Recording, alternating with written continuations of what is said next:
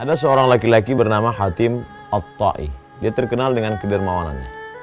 Lalu ada orang bertanya kepada Hatim, "Wahai Hatim, ya, adakah orang yang mengalahkanmu dalam hal kedermawanan?" Kata Hatim, "Ada." "Siapa?" "Aku pernah mampir melihat seorang anak yatim dari negeri Ta'i. Dan dia punya beberapa ekor kambing, warisan dari bapaknya. Lalu kemudian ketika aku bertamu, dia potongkan satu ekor kambing, dia masak, dan kepala kambing dengan otak kambing dia berikan, lalu aku cicipi, aku makan, aku nikmati, luar biasa. Dan ketika aku memakannya, aku katakan kepadanya, enak sekali, lezat sekali, baik sekali ini." Lalu dia pun pergi dari hadapanku, dan dia sembelih lagi beberapa ekor kambing. Dia suguhkan daging-daging, kepala kambing, otak kambing dia berikan. Dan ketika aku keluar dari tempat tinggalnya, aku lihat yang tadinya ada 10 ekor kambing bersimbah darah. Begitulah kedermawanan dia kepadaku. Kata Hatim At-Ta'i. Hatim At-Ta'i bercerita, inilah orang yang paling dermawan mengalahkan aku. Lalu kemudian aku, kata Hatim, bertanya kepadanya, "Kenapa engkau begitu dermawan sampai memotong beberapa ekor kambing untuk?" Lalu anak itu menjawab, "Subhanallah, Maha Suci Allah, sesuatu yang aku miliki engkau puji, kau katakan ini baik. Lalu apakah pantas aku sebagai hamba Allah pelit, bakhil, kikir, medit, menyimpan ini semua? Tidak layak. Oleh sebab itu aku berikan.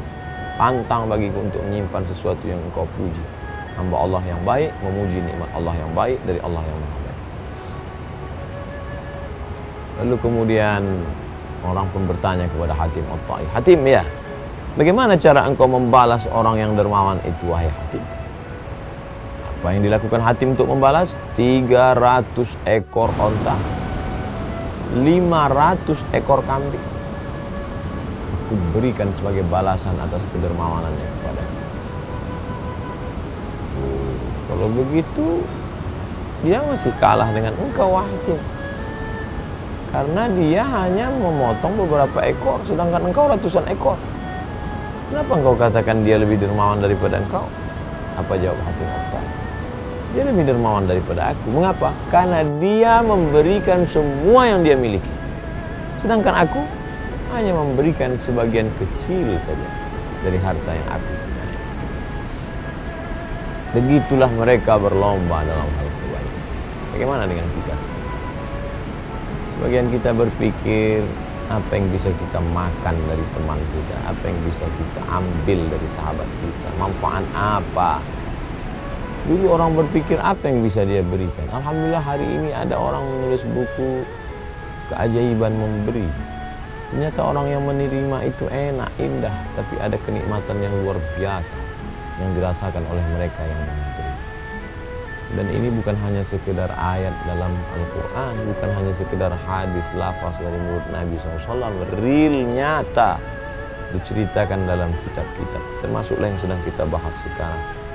Bagaimana Hatim At-Ta'i dengan kedermawanannya, ternyata dia menemukan kedermawanan yang lebih daripada dirinya, karena dia memberikan ratusan ekor, karena dia punya ribuan. Tapi ada orang yang hanya memberikan seekor, 2 ekor, habis. Dan dia merasakan kenikmatan luar biasa. Dia sudah sampai pada puncak iman. La yu'minu ahadukum, kamu tidak beriman, hatta yuhibba li akhi, sampai kau sayang kepada saudaramu ma yuhibbu li nafsi, sama seperti sayang pada dirimu sendiri. Kalau terasa kau suka makan otak, daging, kepala kambing, nikmat, nyaman, suka, senang, begitu juga lah saat kau berikan kepada orang. Begitu dalam kisah Hatim At-Ta'i. Apa pelajaran yang dapat kita petik?